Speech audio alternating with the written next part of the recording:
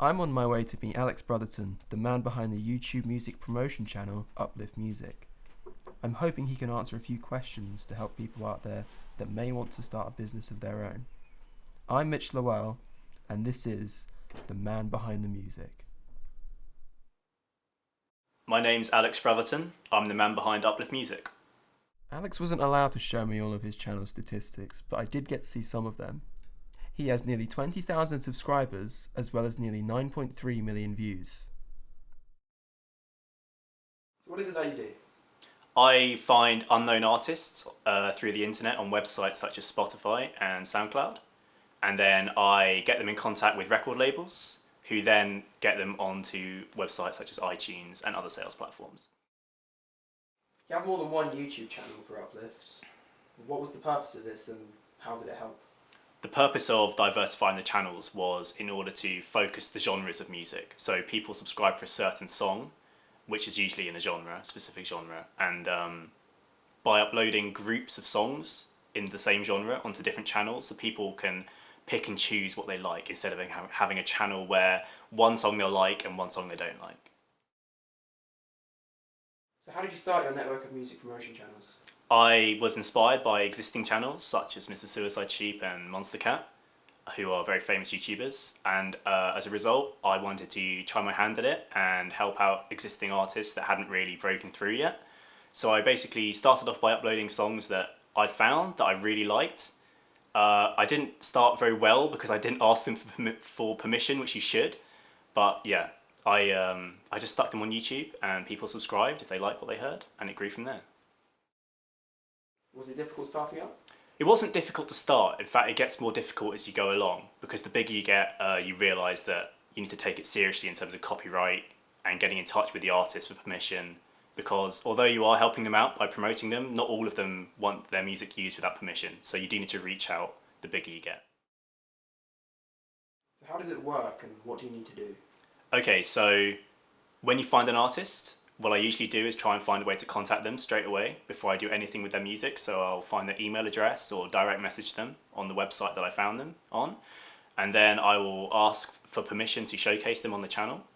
Monetization is given permission as well. So I will monetize the song in exchange for them getting promotion. Once they give the go ahead, I'll then usually get a free download link to the track provided by the artist. I'll then export it with some artwork that I find on the internet. Again, I need to get permission for that artwork. And then I'll just upload it and give links to their sales and their social media in the description. So you said about copyright and stuff. Are there any other legal issues when it comes to distributing music? Sometimes getting permission from the artist directly is not enough because, for example, if they're a small artist but have already had releases on record labels, independent record labels or big record labels, the label will get involved because obviously they're a shareholder in the copyright. So what's happened a couple of times is I've got permission from the artist who forgot to disclose that the song was already signed, and then the labels come in and stopped it, which causes a lot of copyright issues. But so now what I tend to do, instead of talking to the artist directly, is I will go to the label first if I know that the label has got copyright on the song. How do you attract your viewers? You've got to have a very striking thumbnail on the video to catch attention. So what I do is I go to royalty-free photo websites. I search in tags such as fashion and models and things like that, and I get really nice looking images that are clean and easy to see on the recommended videos list. Does social media help with your channel? Social media is pretty much essential for doing what I'm doing. You tend to get a majority of your traction from websites outside of YouTube. So for example, every time I upload a video, it will also go out on Twitter and Facebook. And sharing is a huge factor. So most of my views on my biggest video have actually come from people sharing the video to other platforms, namely Facebook. So someone will share it and then 10 other people will see it, and that will pull in more viewers. Can you make a living off Uplift music, or do you have to do something else to support yourself? It really depends on the month, because the way YouTube works is revenue hits a rock bottom in the start of the year, so January, February, March, and then during summer, revenues are way up.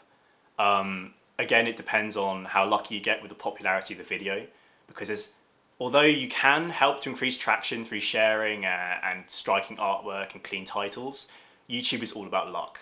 So some videos will do amazingly well and you'll earn lots of money, and then the next month your videos will do mediocre, and then you'll earn barely any. So it's not a very consistent form of living. It is possible to do, but it's definitely not the easiest. Did you have to make any sacrifices to make things work?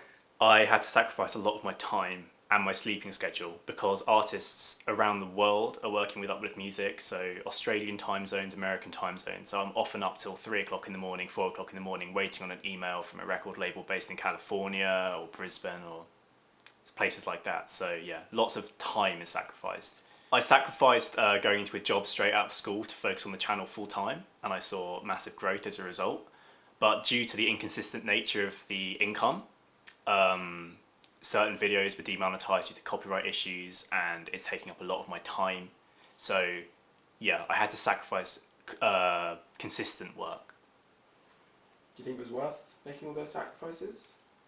Yeah, it's been a great experience. I've met loads of musicians. I'm in contact with hundreds of record labels, and yeah, it's been a great experience. In terms of equipment, well, what do you need? To promote music, you don't need anything. You just need a laptop and an internet connection. It helps to increase the quality if you get professional software such as Adobe After Effects. But yeah, none of that's needed. All you need is to find a good song and a picture. I understand that you make your own music as well sometimes. Does it help with the channel?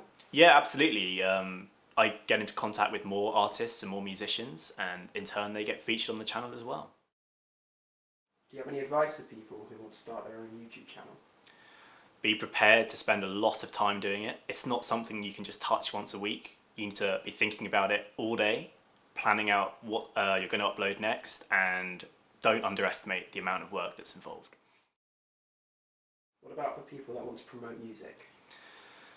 Promoting music. Start right. Don't do what I did, and don't go in without asking permission. Always get permission for your uploads. It will save you a lot of time, a lot of effort, and a lot of hassle.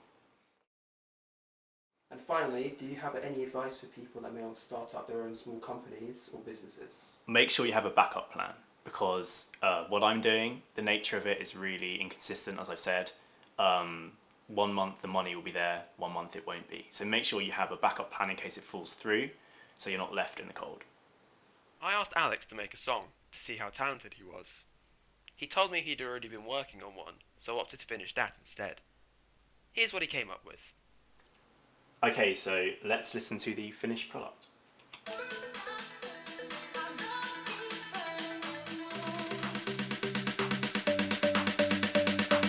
Let's stay together now.